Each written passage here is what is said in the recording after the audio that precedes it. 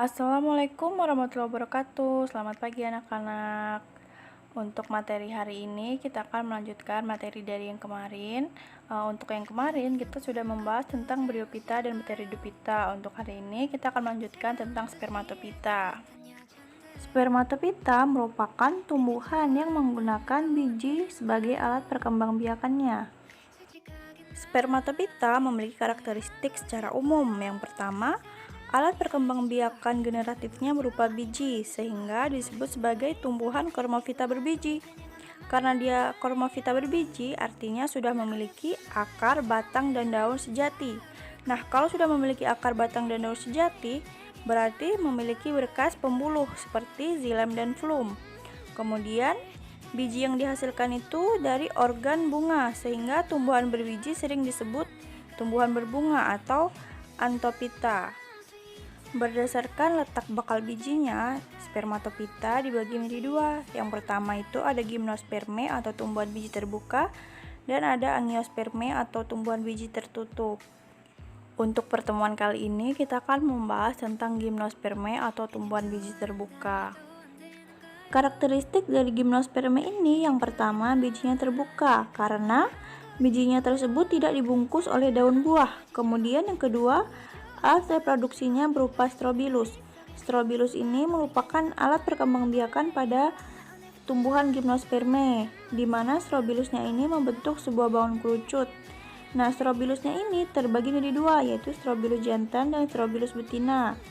Yang ketiga, batangnya besar dan berkambium. Kemudian yang keempat, akarnya tunggang. Tetapi untuk beberapa tumbuhan ada yang berakar serabut, contohnya itu pada pakis haji. Kemudian daunnya itu bersifat kaku.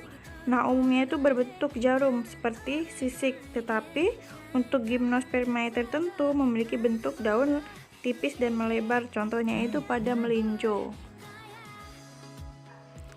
Gymnospermae dibedakan menjadi 4 kelas. Yang pertama ada Cichasdinae, yang kedua ada Coniferae, yang ketiga Ginggodinae, dan yang keempat ada Genethinae. Untuk klasifikasi yang pertama ada Cichadinae. Nah, Cichadinae ini memiliki karakteristik yang pertama, batang tidak bercabang, kemudian batangnya berkayu. Nah, untuk daunnya tersusun sebagai tajuk pucuk batang. Jadi daunnya itu tumbuh langsung pada pucuk batang. Nah, daunnya ini dia tumbuh menyerupai atau seperti percabangan ranting. Contohnya itu ada pada pakis haji atau Cichas rumpi. Nah, untuk yang ditandai tanda panah itu, jadi itu merupakan daun yang tumbuh pada pucuk batang. Nah, itu daunnya itu menyerupai ranting. Ini merupakan struktur strobilus jantan dan betina dari Cichas rumpi. Untuk kelas yang pertama ada Coniferae. Nah, Coniferae ini memiliki karakteristik. Yang pertama, daunnya berbentuk jarum, kemudian berbentuk semak ataupun pohon. Kemudian strobilusnya itu dia terpisah antara strobilus jantan dan strobilus betina. Untuk ukurannya, strobilus jantan berukuran lebih kecil dari strobilus betina. Nah, contohnya itu ada Pinus mercusi, pohon pinus.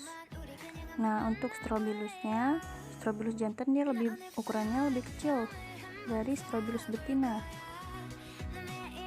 Untuk yang ketiga ini ada Ginggodinae. Nah, Ginggodinae ini memiliki karakteristik yang pertama, tingginya itu bisa mencapai 4 meter, kemudian daunnya itu melebar tipis seperti menyerupai kipas. Nah, contohnya itu ada pada Ginkgo biloba.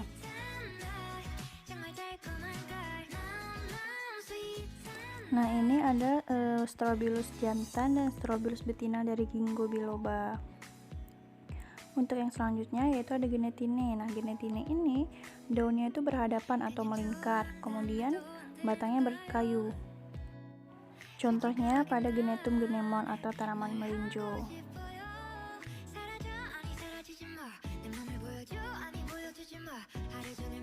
Selanjutnya kita akan membahas tentang sistem reproduksi tanaman gimnos. Pada strobilus jantan terdapat mikrosporangia atau ruang-ruang spora. Di dalam sporangia, selnya itu akan mengalami meiosis dan menghasilkan mikrospora atau spora jantan. Mikrospora dia akan berkembang membentuk serbuk sari. Pada tanaman pinus, serbuk sarinya memiliki sayap yang digunakan untuk proses penyerbukan. Kemudian untuk strobilus betina tersusun atas banyak megasporofil. atau daun penghasil megaspora. Nah, setiap daun megaspora mengandung 2 bakal biji. Setiap bakal bijinya mengandung megasporangium atau kotak spora.